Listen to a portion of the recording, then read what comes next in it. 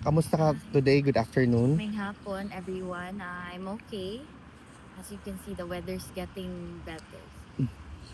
Kit, were you able to celebrate the King's Day celebration in the Netherlands? Siyempre, pero secret lang. Yeah, I was able to. Simple celebration lang. How is the former president Rodrigo Roa Duterte? I would say he's okay. Today, he ate lunch, but he can't remember what he ate. Basta karne. He, pero kumain pa rin siya ng snacks. The same, yung pancake, gluten-free nuts, and Coke Zero. Is he aware of the celebration of King's Day by any chance? I don't think so Kasi, I mean, he's not very fond of international events, no? You know, he's very patriotic na puro atin lang. Kaya hindi siya masyado nasisiyahan sa mga ganun. Kit, on a political side, what is your opinion about the development of the impeachment of your sister, the Vice President Sara Duterte? That I haven't discussed with my father also because we don't wanna add to his burdens. With that naman, I have no comment with the political side of it, no. But I know my sister. I know that she can be many things, but she's not a thief. She's not dishonest. Ayun talaga. So I know that she can withstand what she's going through right now because she has her truth, and at the end that will prevail. Kit, in Congress right now, there are really young, outstanding congressmen, Yes. like Congressman Leviste I've and mentioned them just now to my father, Congressman Leviste and Barzaga. Barzaga, correct? And he's quite fond of them because I think he respects people who are like him, outspoken and brutally honest. So he's fond of them. He mentioned their parents kasi halos kabatch niya, kakilala niya. So ayun. What's your opinion about this congressman becoming younger and younger in the lower house? They're doing well, no? I think I don't really involve myself with it, but I think they're doing good. I think that the Philippines, the people, the masses need more people like them. Yes, they are young, but because they are young, they are more. Usually, kasi when you're younger, you're braver and you have a stronger sense of fight in you, ba? So I think, yeah, in general, we need more people like that. Is there something that the former president wants to relate to the supporters or the Filipinos in general?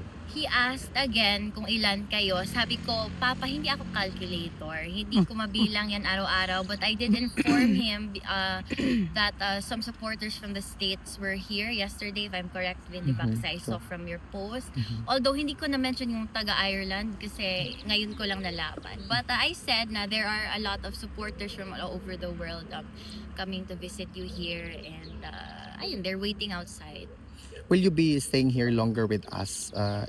No, because I have aside from my personal life, I have my school. Kaya naka-shades ako kasi pag first visit and last, umiiyak ako kasi syempre namimiss ko yung tatay ko. So maoto ako siyang giluok-luok na pod hantod kana manggod siya pagtindog na bago na siya mag-exit. Ako ana siyang luok-luok kon dira sa aping mang puno kay lip gloss iyang aping kay lagi ako lip gloss. So and sabi niya sa mga guard, what can I do? This is how my daughter wants to say her goodbye. Luok-luok na. Dumungod yun ako na siya.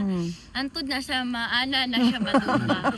But, you know, secretly, he likes it. He's very happy. Pag alam mo yung exit na sa corridor, yung akala niya wala nang nakakarinig, sila na lang ng guard. Well, what are daughters for? Do you have a daughter? And then, yung pinagmamalaki niya yung ganun. Kit, just to conclude this interview, is there something you want to relate to the Filipino people's unwavering support to your family? You know, no, it's you may find my message redundant, pero all I can say is thank you time and time again, because time and time again you prove that you are here, you are with us, you are standing with us and with the truth. Every day I see these new people coming to visit here, and I fly here every few months for my father, so I know how emotionally, mentally, and physically taxing it is. So for me to think of people who don't even have a personal relationship with him but are making that effort and taking the time, daghang salamat sa inyong tanan. Maraming salamat sa inyong lahat. This is not something we take lightly. The whole Duterte family, we remember always. You know that.